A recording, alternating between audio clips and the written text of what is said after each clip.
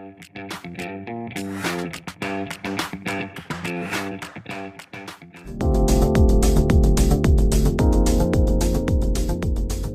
everyone, and welcome to English Pod. My name is Marco. And I'm Catherine, and today we have a fun game-focused lesson for you. That's right. Today we have an elementary lesson, and it's all about playing board games. Okay, and the game in today's lesson is a famous one. It's called Monopoly. Monopoly. I don't know if you have this in your countries. It's a game in which you try to earn money and sell property and buy property. That means hotels, houses, things like that. And it's very, very famous. We're going to learn more about this game today, so let's take a listen to our dialogue for the first time.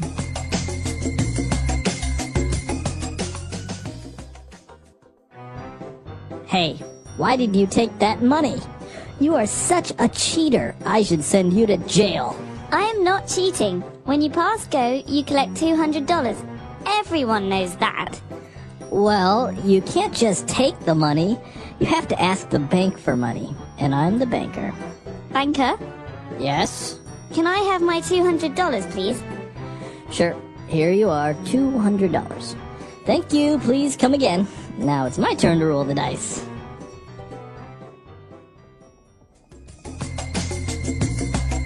All right, we're back. So we saw some very interesting words there. The dialogue is two people playing, so why don't we take a look at some of those words used in language takeaway. Language takeaway. This first word we can hear when we play games. It's not a good thing to be, but it's very common. The word is cheater. A cheater. All right, and that's a noun. A person that is a cheater. If somebody says you are a cheater, what does that mean? This means the person is not honest at games. For example, Marco, you and I are playing a card game, and you go to the bathroom. And then I take the cards I want. I hide the cards I don't want. That's called cheating. Right. Okay, the verb to cheat. But here, a person who cheats is a cheater. Okay. You're a cheater. He's a cheater. All right, and remember that you say cheater, right? Because sometimes many people that are learning English would say you are a cheat, right? Now, cheater here is the noun. That means it's the name of the person who does this. He is a cheater. They are cheaters. Okay.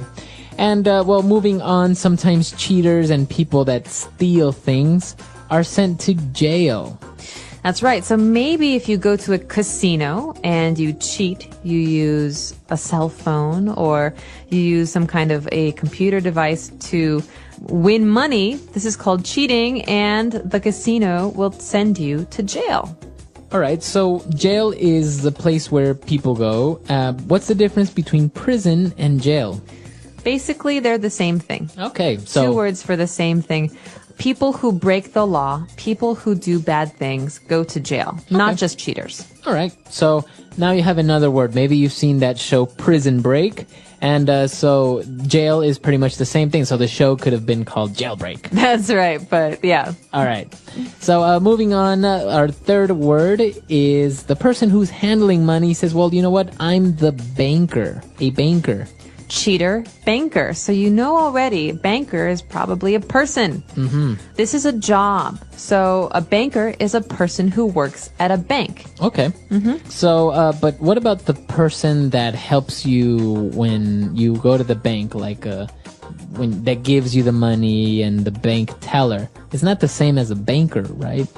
No, generally speaking, a person who gives you money and collects your money, this is a teller. A bank teller. A bank teller. But a banker is someone who works in the bank to make big decisions, to invest money, to give loans. Okay. So usually maybe managers or executives are bankers. That's right. Okay. And moving on to our last word here, we have a verb, and that is to collect.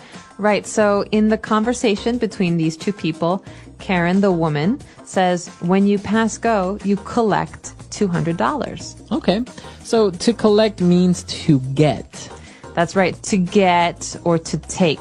So at the end of every month, my landlord comes to my house to collect rent. That means to take money from me for the house or the apartment. Okay, good. So now you have another way to say to get or to acquire. That's right. All right, so very interesting. Why don't we go back, listen to this dialogue again, and we'll take a look at all of these words that we just saw. And when we return, we'll take a look at some phrases. Hey, why did you take that money? You are such a cheater. I should send you to jail. I am not cheating. When you pass go, you collect $200. Everyone knows that. Well, you can't just take the money. You have to ask the bank for money. And I'm the banker. Banker, Yes? can I have my $200, please? Sure. Here you are, $200. Thank you. Please come again. Now it's my turn to roll the dice. All right, we're back. So now let's take a look at 3 key phrases on Fluency Builder. Fluency Builder. Marco, you're such a cheater. Such a cheater. I'm not a cheater, but what do you mean when you say you are such a cheater? So we This- know cheater, right? That's right. You could say this for many different things. You're such a liar. Ah, You are such a such a terrible person. You're such a bad person. Right. Normally we say this when we want to criticize someone, when we want to say something mean or negative. You're such a means you're really a bad person. You're really a cheater. Right. So obviously because we are using a noun, we can't really use an adverb, right? If you're saying an adjective like, I am very happy. You can't say, you are very cheater. No. You wouldn't say that. You have to use a different sentence structure to give emphasis. So in this case, you could say cheater. Right. Okay, but that's not as strong, is it? As such a cheater. You are such a cheater. That means, gosh, you're a really big cheater. Right, exactly. So this is the way that you would use that structure, such a, and then a noun that is describing this person, right? You could also use it for positive statements like, you're such a good friend. Very good. So then you are using the adjective, you are such a good friend. You're such a nice person. Okay, excellent. All right, so moving on, we saw another interesting phrase when he said, well, you know what? You can't just take the money. So what does he mean when he says can't just? Okay, we could say you can't take the money. This is basically a rule. You can't take the money. But you can't just take the money means there are other things you have to do before you take the money. Okay? You have to, in this case, ask the banker for the money. Or, for example, if I want to drive a car, I can't just go buy a car. I need to first get a driver's license. I need to learn how to drive. Right. I need to register. So you can't just here means there's some things we need to do before this happens. Right. You can't just means you can't do these things that easily. You have to do other things before it, as you said. Exactly. Okay, so very interesting. We will try to use that one in a sentence. But moving on to our last phrase, when the person said, you know what, all right, you want your $200? Here you are. Here you are. So sometimes people think that this phrase means you are here. Right. Which it could in some cases. Oh, yeah, that's right. So basically you're saying, I found you. Here you are. I found you. But in this case, this doesn't make sense. We're talking Right. about money. We're talking about a game. So if you think about this, here you are, you can imagine someone is giving someone else a thing. An object. So in the case of the bank teller, remember we were talking about getting money at a bank? A bank teller might say, here you are, sir, here's your money, and then Right. give you some money. So this is something we say in English when we give something to someone else. Right. Because otherwise, I guess it's strange if you just, give something to someone and you don't say anything, right? You need to say something. And if you say, here, that's Here. very rude. Yeah. So this is a polite way to say, please take this. This Right. is for you. There you go. You might hear this at at a restaurant. Here you are. Here's your food. Here you are. Right. Okay, it's a very useful phrase, and so I think it's time for us to listen to this dialogue again, and we'll be back to talk a little bit more.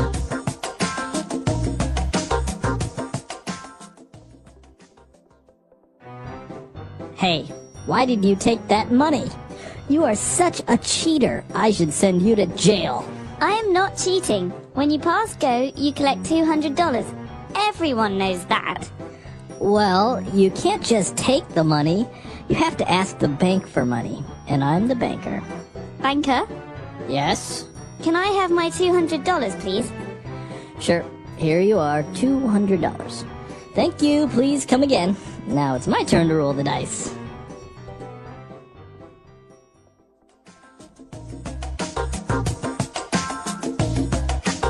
All right, we're back. So a lot of interesting words there, a lot of interesting phrases. They're really interesting and very useful. So remember to try and use such a you can't just, or here you are when you're giving something to someone. That's right. These are really great. And I recommend also playing some games. Games are a great way to improve your language skills. Monopoly, the game that they're playing in this dialogue, is a really fun one for numbers. Yeah. Right? Because the whole point of the game, the whole purpose of the game is to make the most money. Right. Of anyone playing. And this is a really fun one because you get to buy houses and hotels and there's simple street names and place names. Yeah. Like Park Avenue or Yeah. the boardwalk.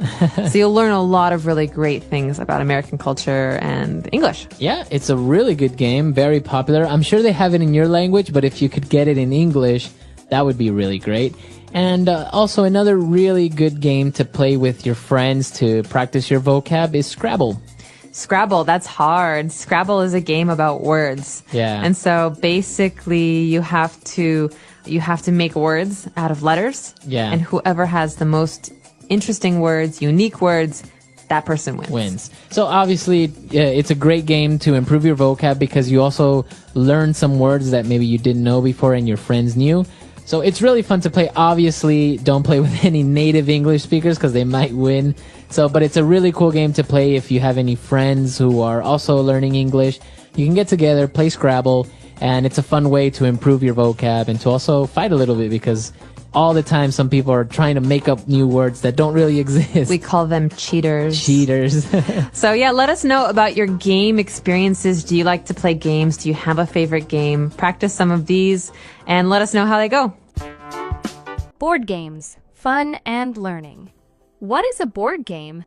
A board game is a fun activity that people play using a board, game, pieces, dice, or cards. Every board game has rules that players must follow. Some games are for 2 players, while others can be played by many people. Board games are popular with families, children, and friends because they bring people together. People play board games for different reasons. Some play to relax and have fun, while others play to learn and improve their thinking skills. Many board games help players develop strategy, problem solving, patience, and creativity. The history of board games. Board games have been played for thousands of years. One of the oldest known board games is Senet, which was played in ancient Egypt more than 5,000 years ago. Another famous old game is Go, which started in China about 4,000 years ago. Chess, one of the world's most famous board games, began in India over 1,500 years ago. In the past, board games were made from wood, stone, or cloth. Today, they are made from cardboard, plastic, and paper. Some board games now have digital versions, so people can play them on computers and phones. Different types of board games. There are many kinds of board games. Some games need strategy and thinking, while others are based on luck. Here are some popular types. 1. Strategy games. In these games, players must think carefully and plan their moves. Some examples are: chess players move pieces to capture the opponent's king. Checkers players jump over pieces to remove them from the board. Go players try to capture more space on the board. 2. Luck-based games. These games depend on luck, and players do not know what will happen next. Some examples are: snakes and ladders players roll dice to move forward, but if they land on a snake, they go back. Ludo players race their pieces around the board and try to reach home first. 3. Word and number games. These games help players learn new words or numbers. Some examples are: Scrabble players create words using letter tiles. Boggle players find as many words as possible in a grid of letters. Sudoku, a number puzzle where players place digits in the right order. 4. Adventure and role-playing games. These games have stories and let players become different characters. Some examples are Monopoly. Players buy land and collect money to become the richest player. The Game of Life. Players move through different life events, making choices about jobs, families, and money. Why are board games important? Board games are fun, but they also have many benefits. They help us think. Strategy games improve problem-solving skills. They teach patience. Players must wait for their turn. They bring people together. Families and friends can spend time together. They reduce stress. Playing games makes people feel happy and relaxed. They improve memory. Remembering rules and moves helps the brain stay sharp. How to play a board game. To play a board game, follow these steps. 1. Choose a game. Pick a game that everyone likes. 2. Learn the rules. Read the instructions or ask someone to explain. 3. Set up the board. Arrange the game pieces. 4. 5. Play fair and have fun. The future of board games. Today, board games are still very popular. Many people love playing traditional board games at home, but now there are also online board games. These digital versions let people play with friends, even if they are far away. In the future, board games may use technology like virtual reality, VR, to make the experience even more fun. However, no matter how much board games change, one thing will always be true. They bring people together and make learning fun. Would you like to play a board game today? The English Pod Audio Review. Listen to the meaning, then say the vocabulary word. So extreme a degree. Such a. To deceive by trickery. Cheat. My opportunity to do something. My turn. Place where prisoners are kept. Jail. Used to ask for permissions. Can I? The player in charge of the bank and gambling games. Banker. Let's try that faster. To deceive by trickery. Cheat. The player in charge of the bank and gambling games. Banker. Used to ask for permissions. Can I? So extreme a degree. Such a. My opportunity to do something. My turn. Place where prisoners are kept. Jail.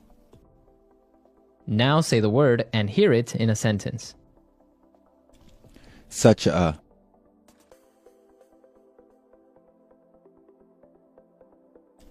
Mike is such a loser. He has no ambitions or goals in life. Such a. Amanda is such a phony. You can never really believe her. Such a. He is such a playboy. He has many girlfriends. Cheat. My classmate was cheating on the exam. Cheat. Carol always cheats when we play games together. Cheat.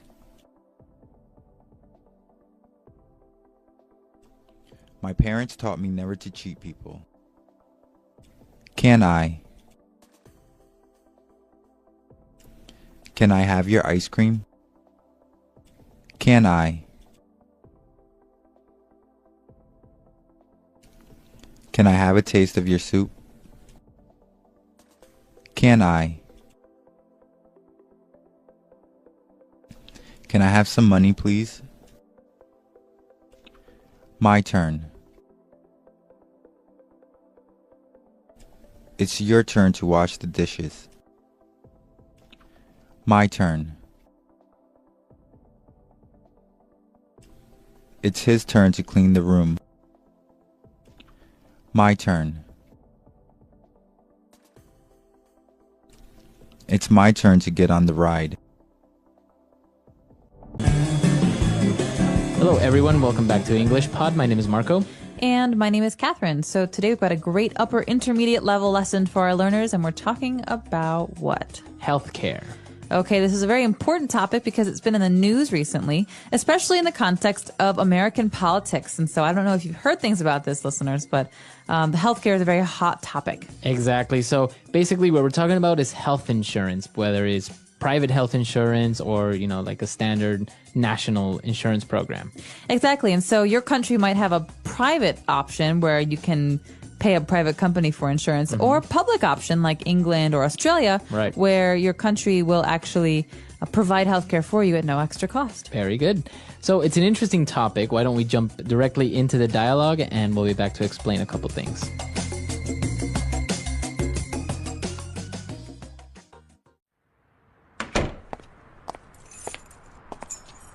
Hey, honey, how was your day? It was all right. I ran into Bill and we got to talking for a while. He's in a bit of a jam. Why? What happened? Well, his son had an accident. Bill doesn't have health insurance. This really got me thinking, and I wondered if we shouldn't look into a couple of different HMOs. Yeah, you're right. We aren't getting any younger, and our kids are getting older. Exactly. I searched on the web and found a couple of HMOs with low copays and good coverage. The deductibles are low, too. Sounds good. Although, do you think we can qualify for insurance? Those insurance companies are real pirates when it comes to money. Well, we don't have any pre-existing illnesses or conditions, so we should be fine. I wish our company or country provided us with healthcare. Not in a million years. All right, we're back. So a lot of interesting vocab here. Why don't we take a look at it real fast in Language Takeaway? Language takeaway. Okay, Marco, this first phrase, or acronym actually, is 3 words that go together, HMO, and they're very, very common when you're talking about healthcare. Right. So an HMO means Health Maintenance Organization. Okay, and so this is a part of the health insurance topic, where we're talking about a company that will provide health insurance. Right. So it's a company that provides health insurance, basically. And if you go up to an HMO, some of the information that you'll receive is, for example, what your copay will be. Okay, so sometimes with a private option, when you pay a company to give you health insurance, you can get a lower rate if you help pay for some of your care. So, for example, a copay on a broken arm might be $20, but you pay $20, that's your copay, and your health insurance company pays the rest. And so sometimes copays are really high, they're really big, and that's kind of a bad deal, because if you hurt yourself, you don't want to pay a lot. Right. But sometimes there's no copay, in which case your company will pay for all of the coverage. All right, so another very similar word is a deductible. Okay, so deductible is something that is fixed and it's in your insurance policy. That means in the contract that you make with the insurance company, the deductible will be stated. For example, my insurance plan, I have maybe a $500 deductible. Okay. That means that in any situation, I get hurt or I get sick, I pay for the first $500 of care, and then my insurance company pays for the rest. Right. So if I have to have a $1,000 surgery, I pay $500, and then my insurance company pays the other $500. Okay, very good. And, well, you have these deductibles and everything, and that depends on your coverage, right? So coverage, how much the HMO covers you. That's right. And so you can find this also in your contract with your insurance company. And coverage will include or not include something. So coverage, for example, in a healthcare plan, does not usually include your teeth. That's a separate kind of insurance. Right. But coverage can include emergency evacuation from a situation, or ambulances, for example. And so coverage is what is included in your insurance plan. Okay, very good. And our last word for today is to qualify for. All right, so you might have heard this phrase before in the context of sports or academics. So he qualified for a scholarship, or she qualified for the varsity volleyball team. But in this case, to qualify for is to be able to use. So to be eligible for. To be eligible for. So sometimes HMOs, like in, for example, the United States, will not accept a person who has maybe some health problems already because that would be too much of a risk, right, for the company. All right. That's right. Or you could qualify for a reduced rate because you have a very good health history. Okay. So this is very interesting, and we have a couple of other phrases that are very related to this language. So why don't we move on now to Fluency Builder? Fluency Builder. All right. So in Fluency Builder today, let's take a look at our first phrase. We got to talking for a while. Okay, we could say, for example, we started talking or we were talking for a while. But this is a very spoken language kind of phrase where we'd say, we got to talking. Right. So it's not really grammatically correct, but because you would say we started talking, but sometimes people say we got to talking. So we got into a conversation, right? That's right. And usually it's about something. So we could say, yeah, we got to talking about how we both went to the same high school. Or we got to talking about this movie that we both saw. Okay, very good. And well, they got to talking for a while, and apparently his friend was in a bit of a jam. Okay, jam is a food, you can eat it, you put it on bread. Like marmalade, right? Exactly. But in this case, a jam is a fix or a difficult situation. So it has a very different meaning, and I want to warn you about that first. Right. But to be in a jam or to be in a bit of a jam is to be stuck. Okay, so you're in a difficult situation. You have some problem. Yeah, so, Marco, I'm in a bit of a jam here. Can I get your help with something? All right, very good. Okay, and then the guy was talking about insurance, and he said, this really got me thinking. So we got the verb got again there. All right, so got me thinking. That means I started thinking about something. So, when we were talking about jam a minute ago, it got me thinking about how much I love breakfast. Very good. So you would use it in that way, right? Like it reminded me. It reminded me, or I started to really think about something. Okay. And our last phrase is a pre-existing illness. All right, so to exist is to be, to be around. Pre-existing means existing before something else. Okay. And so you often hear this in terms of insurance when someone asks you about your pre-existing condition. So that means if I'm signing up for an insurance plan, health insurance plan, and I have an interview with you, Marco, and you ask me this question. What is your pre-existing condition? That means what diseases or health problems do I have now? Right now. Right. Prior to signing up for this insurance. And I say, oh, I don't have any. And you're very happy because that means I'll be cheap. But if I say, oh, I have diabetes, then that is something that the insurance companies don't like because it's expensive. Right. Because you're more probable of getting sick or something like that. Right. So diabetes or cancer or Lyme disease, these are all pre-existing conditions. And usually pre-existing conditions are diseases or problems, health problems that you have that won't go away. Okay, very good. All right, so we have a lot of words, a lot of phrases here. Let's listen to the dialogue one last time, and we'll be back.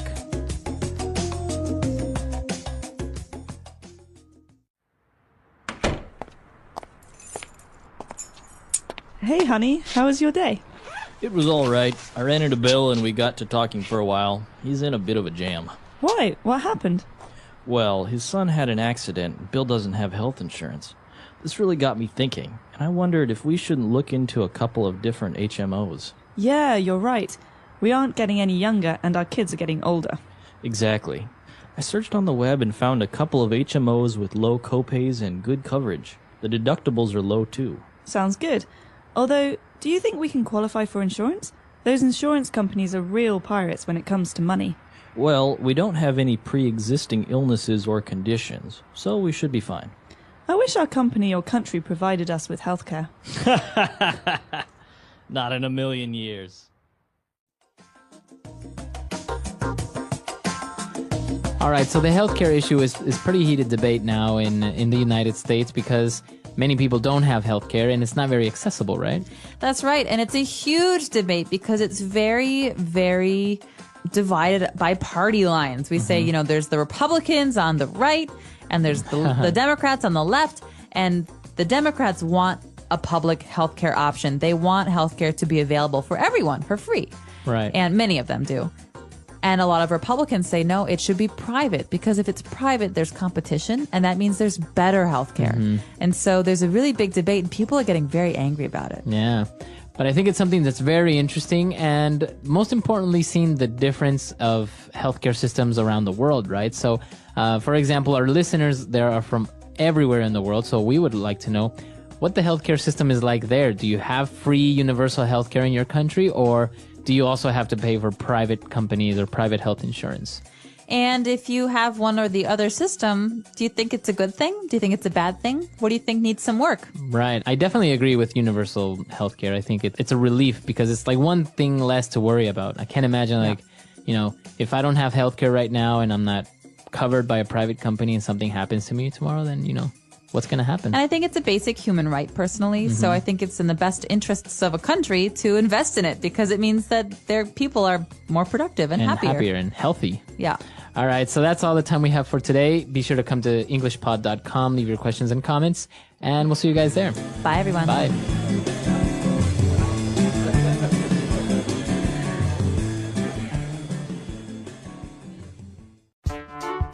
The English Pod Audio Review. Listen to the meaning, then say the vocabulary word. Meet or encounter. Run into.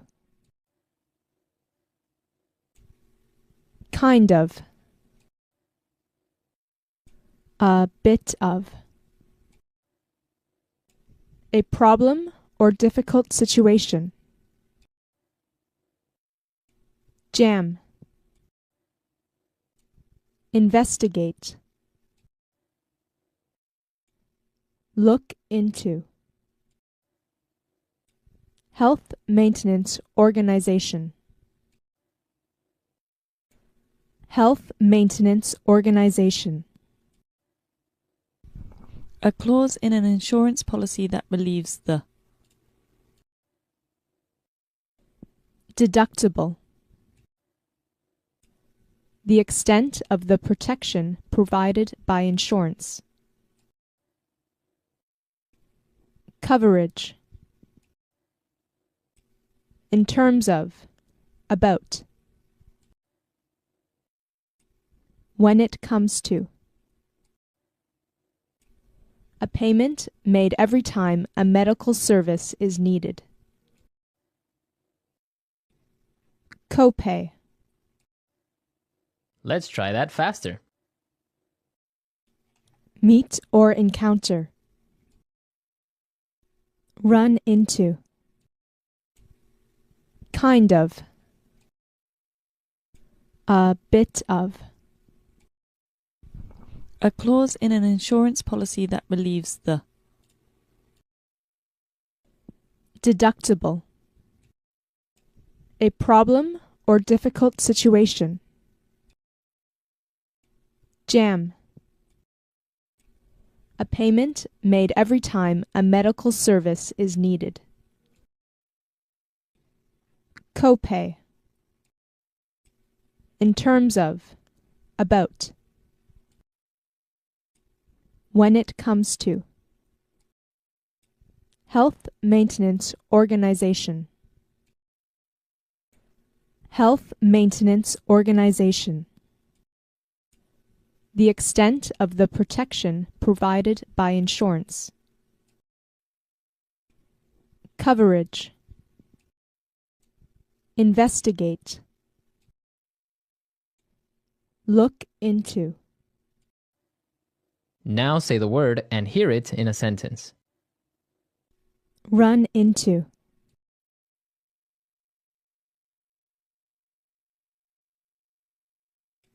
I ran into an old college friend, and we had a nice chat.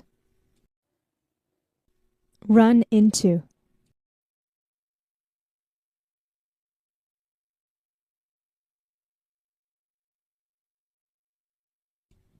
I wish I could run into some of my old high school friends, but it's unlikely since I live in another country.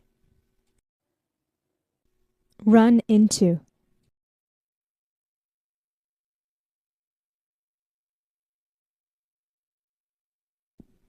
He told me he ran into his ex-wife, and had an intense conversation. A bit of.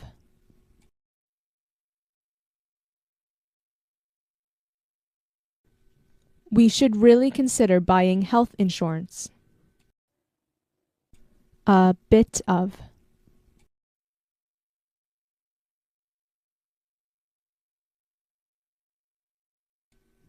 I wanted to buy health insurance, but it seems like a rip-off. A bit of.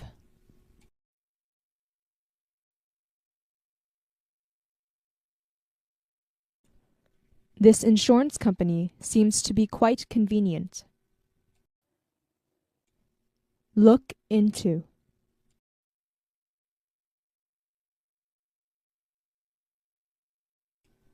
You should start looking into some college options.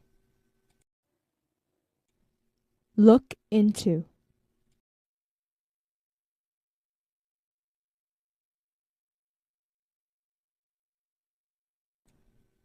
We started looking into job offers in the city, but there's nothing interesting. Look into.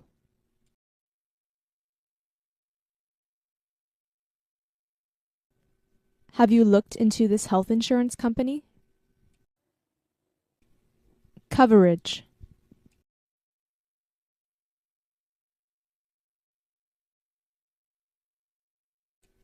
Your car insurance coverage doesn't apply for this case. Coverage.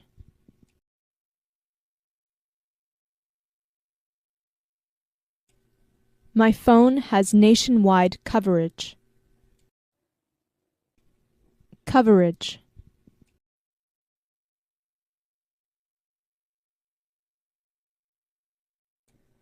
This health insurance plan has a great deal of coverage. Copay.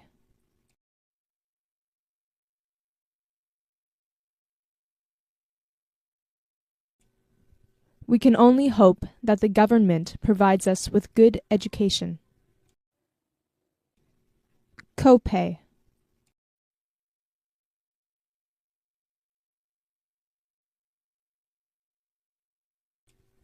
In this family, I am the one who provides with all things necessary. Copay.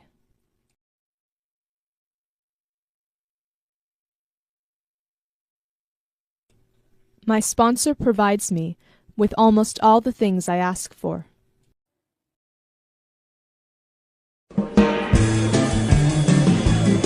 Hello everyone and welcome back to English Pod. My name is Marco. My name is Catherine, and today we're talking about buying clothes. That's right, we're gonna go and get some clothes, but on this occasion, we are going to get a suit and we're gonna have it made especially for us. So before we get started, why don't we take a look at one key word that we have in Vocabulary Preview. Vocabulary Preview. Okay, this word makes me think of things that are very rich and soft. It's a fabric, right? That's right, it's a kind of textile. It's called cashmere. Cashmere. So maybe you've heard of cashmere wool. It's a special kind of wool that comes from animals. So this is a textile or a fabric that is commonly used to make pants, nice pants or suits for men. Or scarves or sweaters. You've ever had a cashmere sweater, you know it's very luxurious, very soft. So it can be a little bit expensive depending on the quality, and that's what we're going to be looking at now. We're going to be making a suit out of cashmere. So why don't we listen to our dialogue for the first time?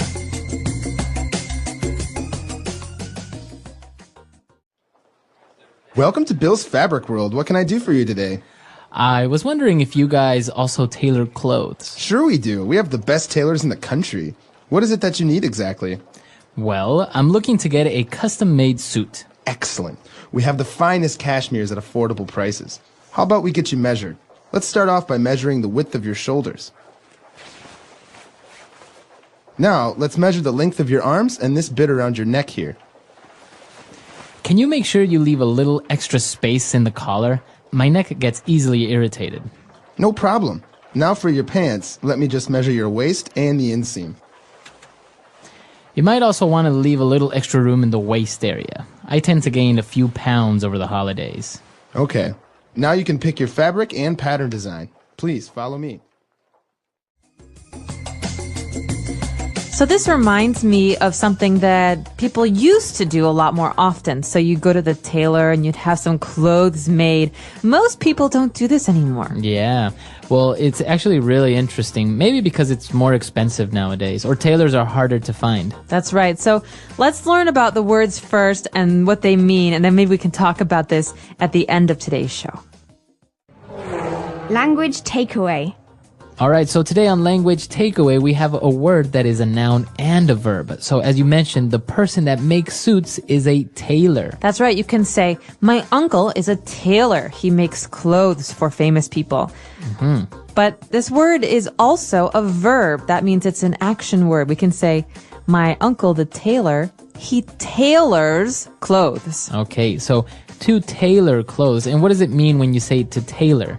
Well, it can have two meanings. Mm-hmm. The first is what we learn about in today's dialogue. It means to make clothes. Okay. So to make a shirt or to make a pair of pants. But these days we often say to tailor, which means to fix something. So, for example, Marco, if you buy a pair of pants and they're too long, right, you can have them tailored. You have them tailored. And that means that I am going to have them fixed so they fit me properly. Exactly. This is a lot more common right now. Okay, so we're going to be tailoring clothes. Now, if any of you have ever been to the tailor, what they do is they measure you. And what do they measure? Well, in this case, they get the width of your shoulders.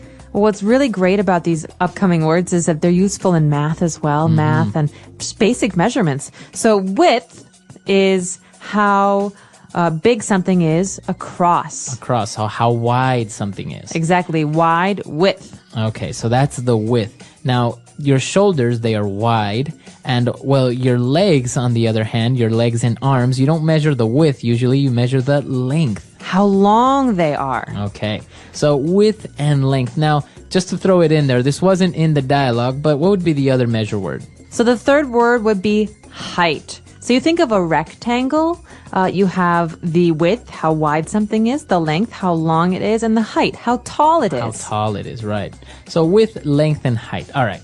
Now that we've measured our arms and legs, now we want to measure our waist.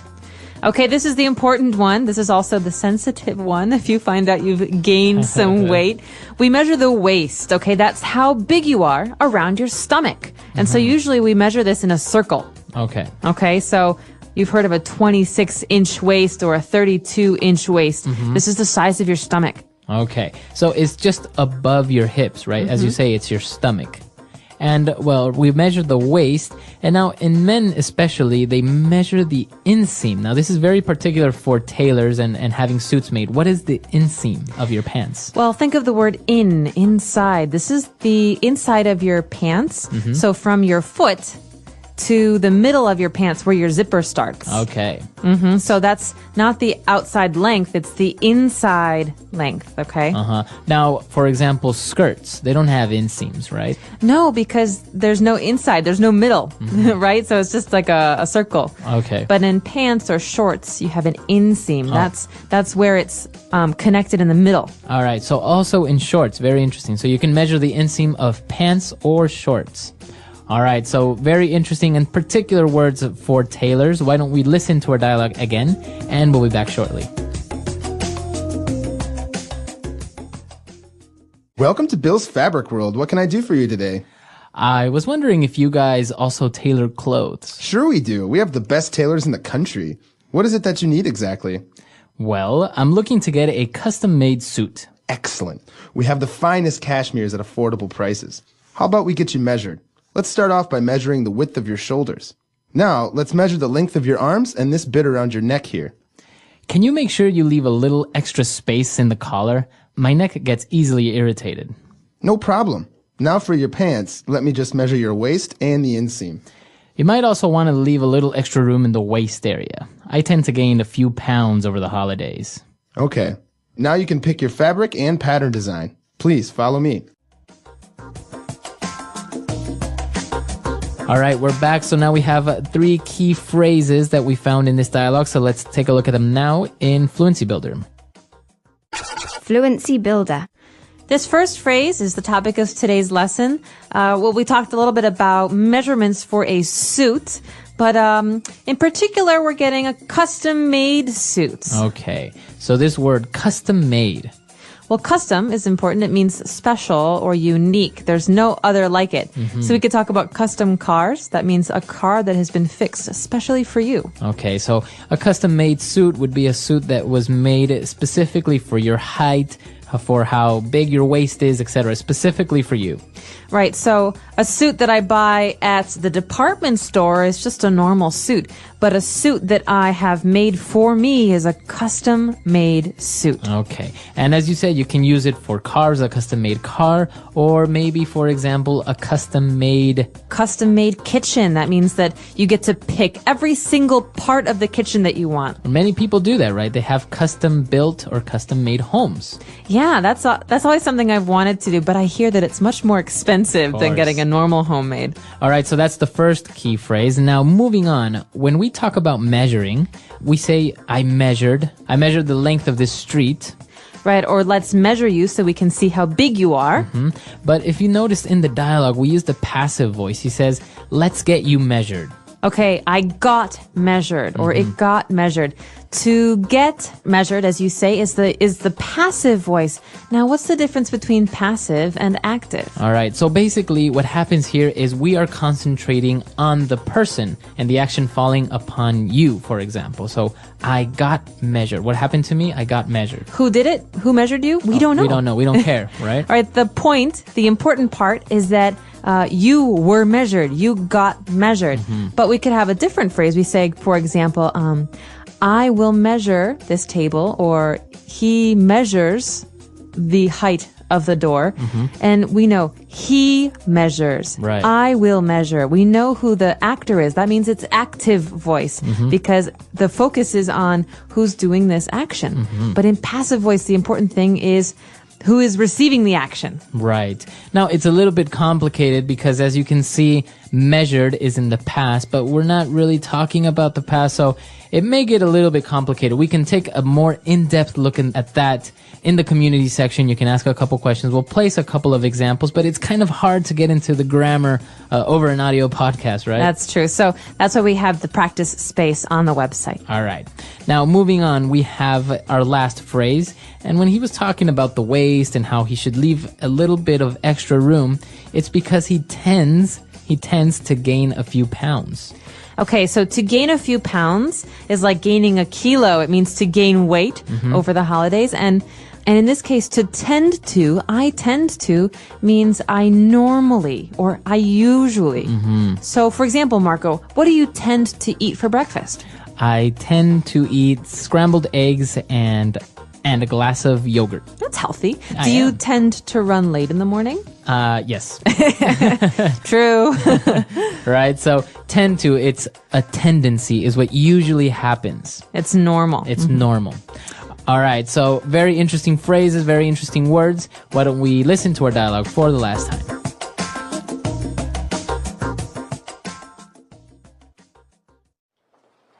Welcome to Bill's Fabric World. What can I do for you today?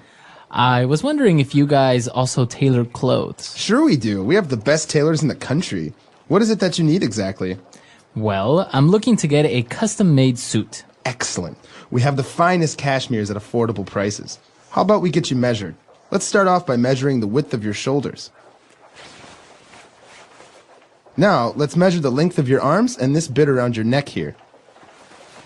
Can you make sure you leave a little extra space in the collar?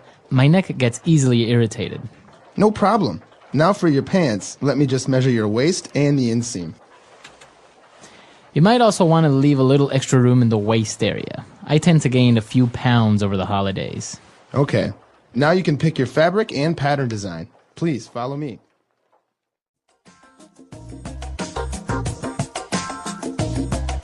All right. So we talked earlier about how most people buy their clothes at a department store or a clothing store.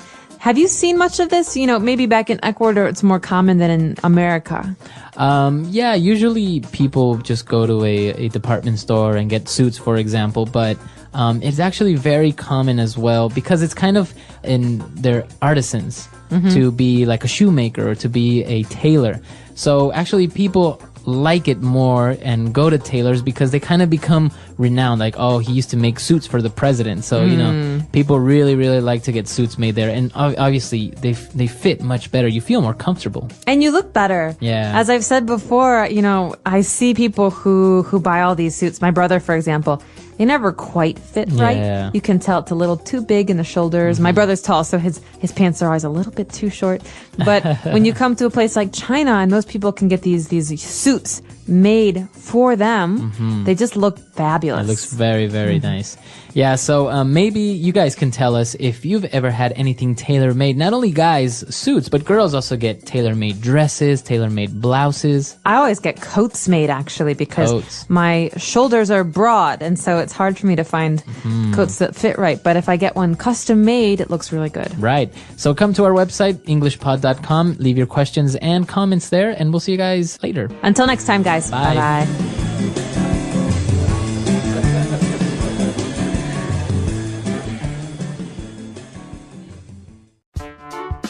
The English Pod Audio Review. Listen to the meaning, then say the vocabulary word. Made especially for the needs of one person. Custom made. To ascertain the dimensions, quantity.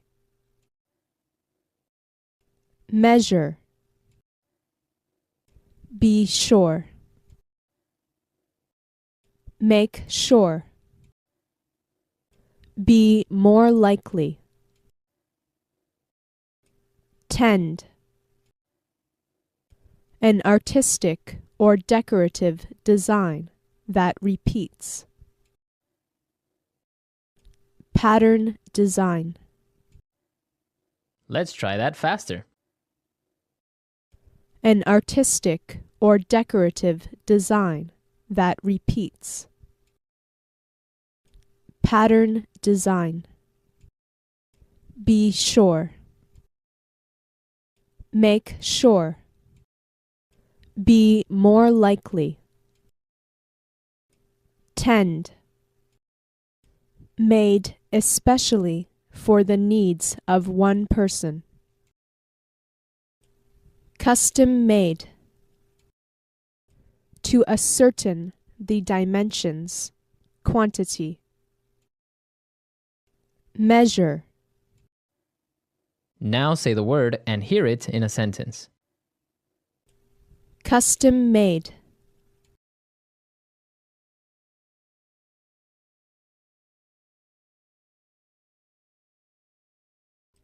Brad got a custom-made motorcycle. It looks amazing. Custom-made.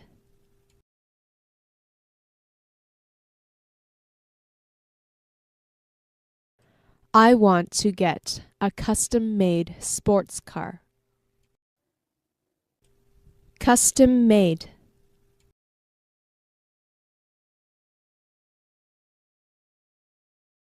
Her dress was custom-made in Italy. Measure.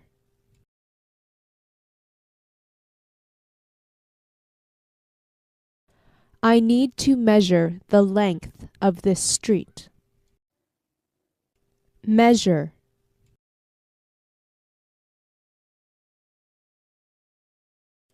Help me measure the width of this box. Measure.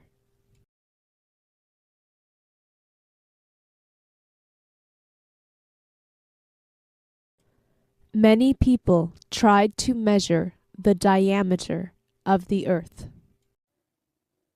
Make sure.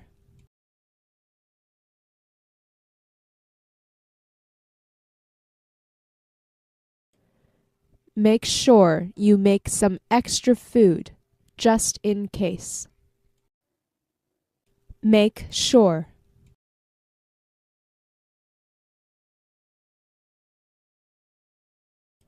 Please make sure you leave the door unlocked. Make sure.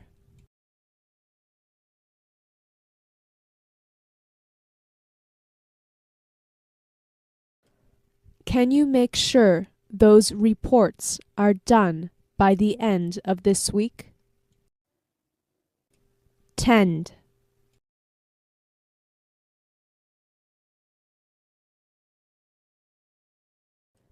Don't buy cheap things. They tend to break easily. Tend.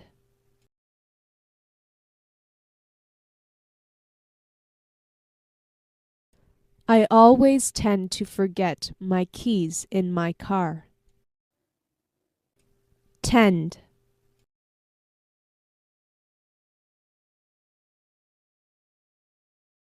People tend to forget what happened in the past. Pattern design.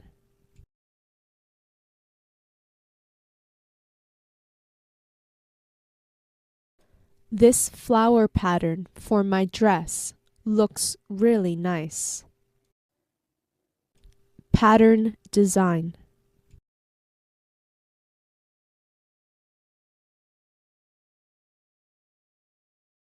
I bought wallpaper that has a black and red circle pattern.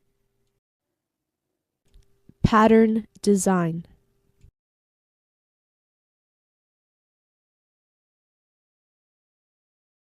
I want a simple and elegant dress pattern.